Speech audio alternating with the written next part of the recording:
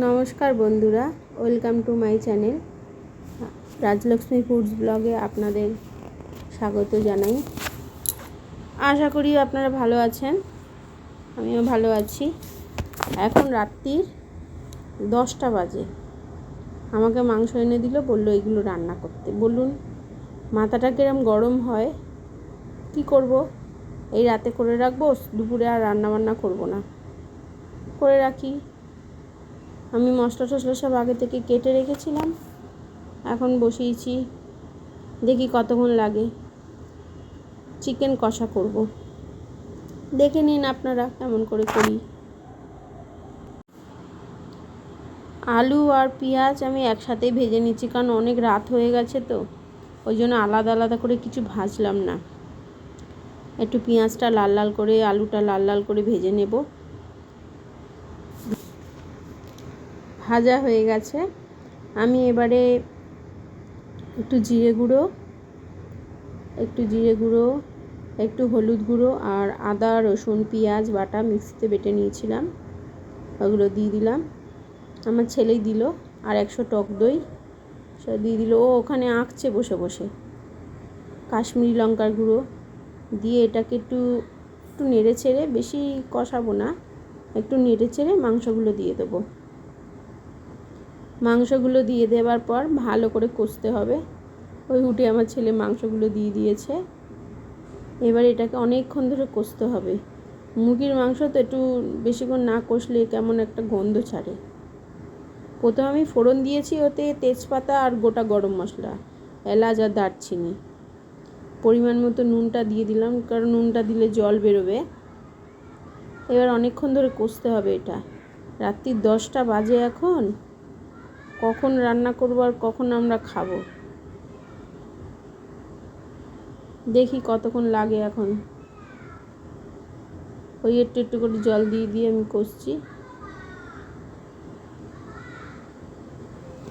একটু জোরে দিয়েছি তো, ওই জন্য তাড়াতাড়ি শুকিয়ে যাচ্ছে। আমার ছেলে দেখুন বক বক বক বক করে যাবে, ওর মুখ বন্ধই হবে না। পড়তে বসতে বললি তখন ওর মুখ থেকে আওয়াজই বেরোবে না, একটা আওয়াজও বেরোবে না, বকর বকর করে যাবে। ওইখানে বসে বসে এখন আঁকছে। এখন বই নিয়ে পড়তে না বসে এখন আঁকছে।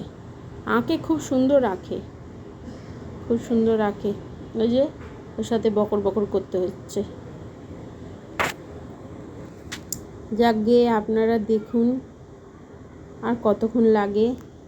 একটু কষতে সময় লাগছে। একটু তেলটা না বেরোলে, তেলটা একটু ওপর থেকে না বেরিয়ে আসলে আমি তো জল ঢালতে পারছি না,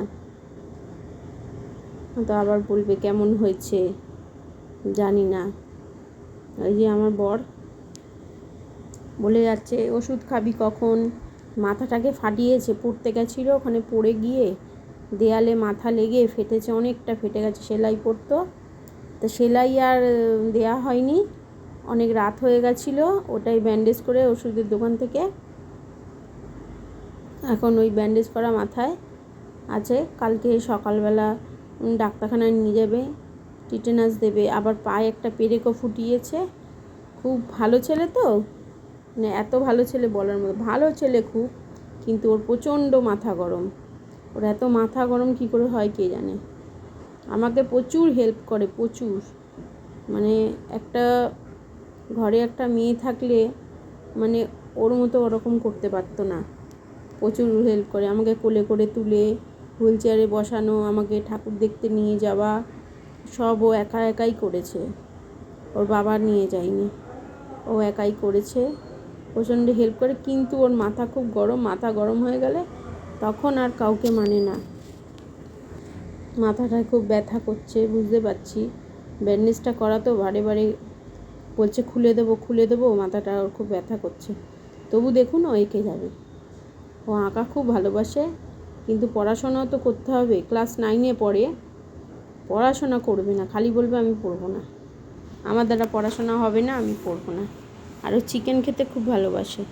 মটন অত ভালোবাসে না, কিন্তু চিকেন খুব ভালোবাসে। আমার সাথে বক বক করছে, কেমন হয়েছে বলো, আঁকাটা কেমন হয়েছে বলো। তাই ওর সাথে বক বক করছি। আর ওর বাবা দিক দিয়ে চিৎকার করছে কখন ওষুধ খাবে। 10টার সময় মাংস এনে দিয়ে রান্না করতে বললো, এদিকে বলছে কখন ওষুধ খাবে। ওই ঢাকনা ফাকনা আমি তুলতে পারি না, ও উঠে উঠে তুলে দেয়। ওরও অনেক ডিস্টার্ব হয়, অনেক করে, অনেক। ওইটুখানি বাচ্চা যা করে বলার মতো না। কিন্তু ওই একটাই দোষ, ওর মাথা প্রচণ্ড গরম।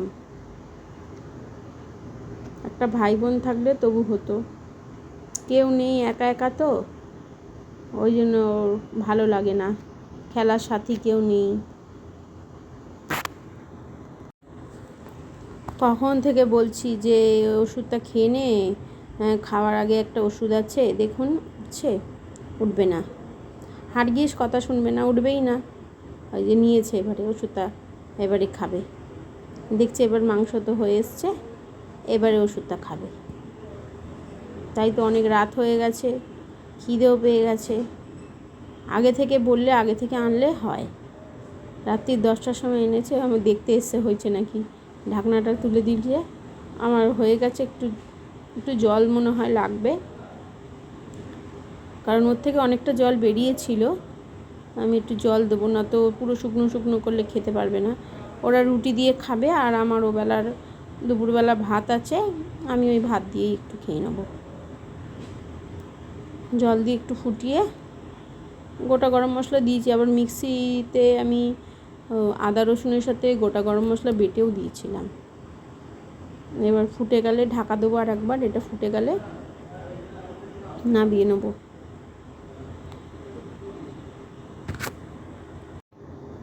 আমারও আর ভালো লাগছে না, অনেকক্ষণ দিয়ে বসে বসে করে যাচ্ছি, বসে বসে আমার পা দুটো ব্যথা হয়ে গেছে। এরমভাবে বসে রান্না করা যায়?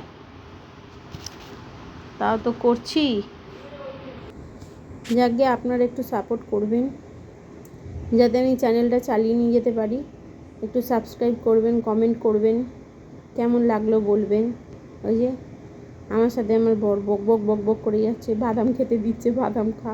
আমি খাবো না, এত রাত্রিরে বাদাম বলছে বাদাম খা। ও এখন রাত্রিবেলা, এখন 11টা বাজে, এখন চা নিয়ে বসেছে, বাদাম খাচ্ছে। কী করবে, রান্না হয়নি এখনও। আমাকে বলছে খা, আমি তো খাবো না হারগিস, ওই জন্য বলছে বাদাম খা। এরকম করতো, আগেও করতো এরকম, যখন আমি দাঁড়িয়ে রান্না করতাম তখনও করতো, যখন একটু ভালো ছিলাম। ওই রাত্রিরে এনে মাংস রান্না করতো। মাংস রান্না করব, কি করব, আর বলে না করতে পারি না। আমি বললাম যাকে রাত্রিরে করে নিই, আমি আর দুপুরে করবো না, দুপুরে এটা গরম করে খেয়ে নিই। আমার ছেলে শুধু এসে এসে দেখছে হয়েছে নাকি, কখন হয়েছে, কখন হবে। হয়ে গেছে। এই আলুটা দেখলাম সেদ্ধ হয়েছে নাকি। এই যে আমি এত বক বক করছি, ওই যে ওখান দিয়ে বলছে ওষুধ খাবে কখন, তা আমি কি করব, আমার হবে তবে না, এবার কাঁচা কাঁচা নামিয়ে দেবো।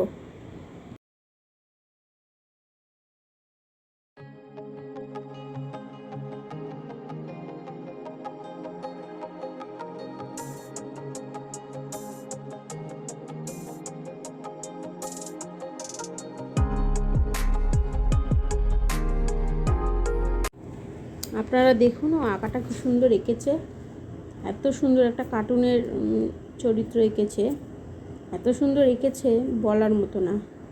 ভাববে হয়তো ছাপ তুলেছে, কিচ্ছু না, ও দেখে দেখে এঁকেছে। এটা স্কেচ করেছে শুধু পেন্সিল দিয়ে, খুব সুন্দর আঁকে, কিন্তু দেখে দেখে আঁকে।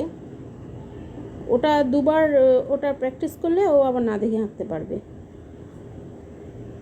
ওর কার্টুনেরই সব কী সব আঁকা, ওইগুলো এঁকেছে।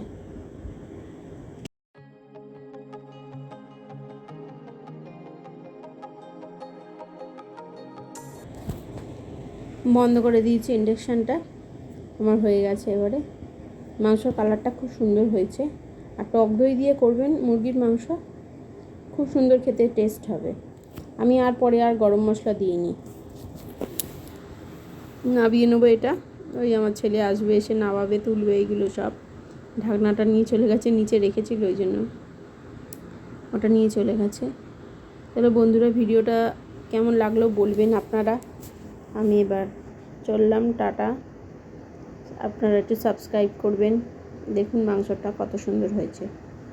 একটু লাইক কমেন্ট করবেন, সাপোর্ট করবেন। Tata, bye bye.